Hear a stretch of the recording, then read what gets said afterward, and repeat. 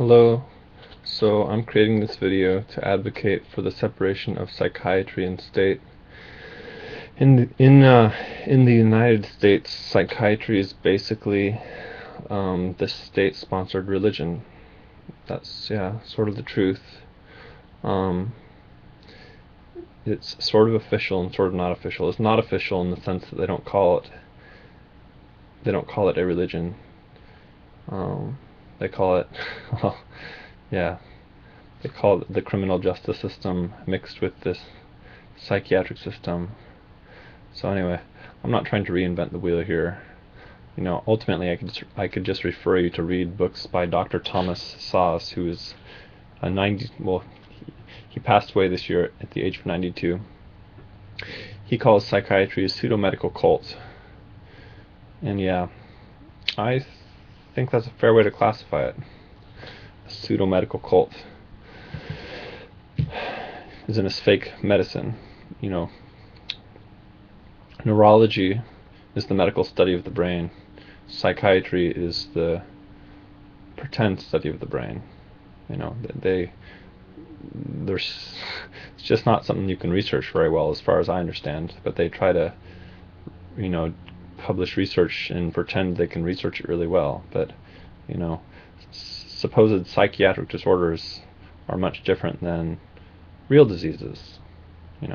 Like brain cancer, which you can see, neurosyphilis, which can be seen, I believe. It's rare now because they usually catch it, but it does progress, and I believe upon autopsy they can catch it. They can say, oh yeah, this person has neurosyphilis. Or with Alzheimer's, upon autopsy they can diagnose someone with Alzheimer's, which is a neurological disorder.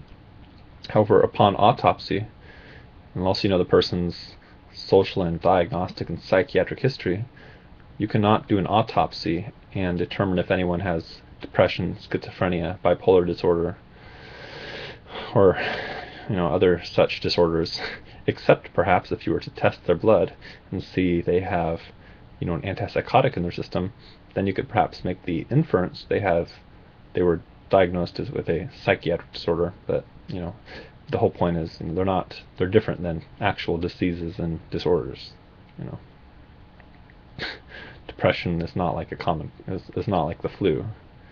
It is in certain ways, but it's not in a lot of other ways.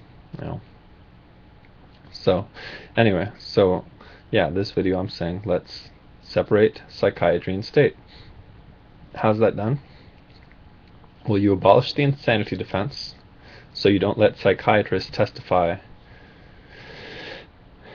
to try and excuse someone for a crime,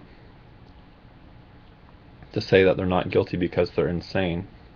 That can't really be proved, as far as I understand. You can't prove it. So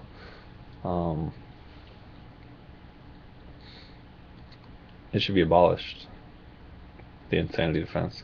And civil commitment, I have even stronger feelings about abolishing civil commitment, the other aspect of psychiatric slavery, which is how psychiatry is the secular religion of the state. Civil commitment, how hospitals and counties all over the country and state hospitals will imprison people because there's a supposed danger to themselves or others. And so let's break that down. So if they're a danger to themselves, if they're planning to or going to kill themselves, that should be a human right. They should be allowed to do that. So the state, no one should stop them. Definitely let's persuade them. Let's use reasoning and carrots to try and persuade people that life can be worth living, that they can create a worthwhile life for their own self. Perhaps they shouldn't be allowed to if they have children or something, because that's sort of like a responsibility. Then maybe once the kid's 18, then they can go ahead and kill themselves. But yeah, we should not have civil commitment. Same thing if it's a danger to others. Well, if they've committed a crime, whether that be conspiracy or whatever else, we'll try them under the criminal system, not the psychiatric system. So for example, some, well, I'll speak in general terms here, some humans on this earth, there's been people plotting to, kill people in the United States with the reasoning, they're God. I'm talking about, is people who in the name of Islam will plot to go kill people, and the FBI or the Homeland Security goes and busts them and charges them either criminally or as war criminals or something, but not psychiatrically, is my understanding. Not usually psychiatrically, I don't believe. It's usually sort of, yeah, you're because you think your God wants you to go kill people. We're not going to say you're schizophrenic. We're going to say you're a radical, Islamic fascist. We don't call them, they don't go through the psychiatric, they don't go to the state hospitals as far as I know. But yet if some white guy thinks God wants him to go kill people, or her, if some white, Caucasian individual in the United States says they thought, God or whatever wanted them to kill their family or kids or whoever, and they go do it or plan to do it, well, sometimes they may be treated under the psychiatric system. That's not right. They should all get one system, and that should be the criminal system. And if they've not broken any laws, then they should be left alone. So I'm just sort of saying here how psychiatry in the state have sort of a enmeshment. They have an enmeshment, and that should be abolished. Just like we have a separation of religion in state, we should have a separation of psychiatry in state. So yeah, I'm not going to reinvent the wheel. I gave a couple arguments that I've sort of put into my own words here. But if you want some really, really detailed, broken down stuff with lots and lots of examples, go read the works of Dr. Thomas Szasz. It's spelled S-Z-A-S-Z. The ones I recommend specifically are The Myth of Mental Illness, Insanity, The Idea and Its Consequence, Psychiatric Slavery, Psychiatry, The Science of Lies, Suicide, The Shame of Medicine, what was it? Schizophrenia. I think it's called The Schizophrenia, the Sacred Symbol of Psychiatry. So I recommend you go read all those. I recommend you go read all those. And I would be very surprised if you didn't read them with an open mind, if you don't think the same way I do.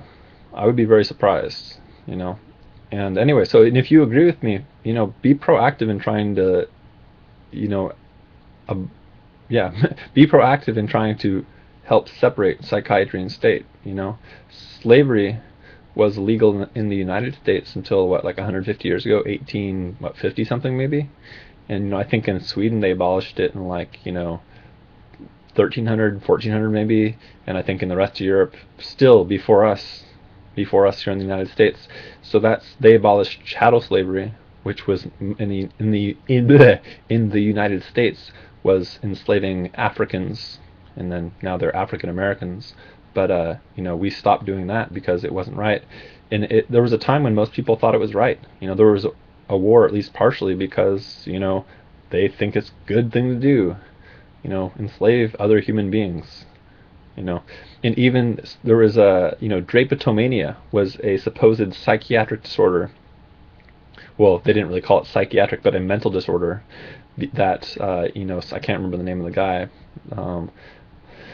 You can look it up, drapetomania, go look that up. And it's a disorder where a slave wants to be free. So he has a mental disorder because he wants to be free. We create sick from above. So we're saying this guy is sick because he wants to be free, he wants freedom. So same thing now, we say this person's sick because they want to kill themselves.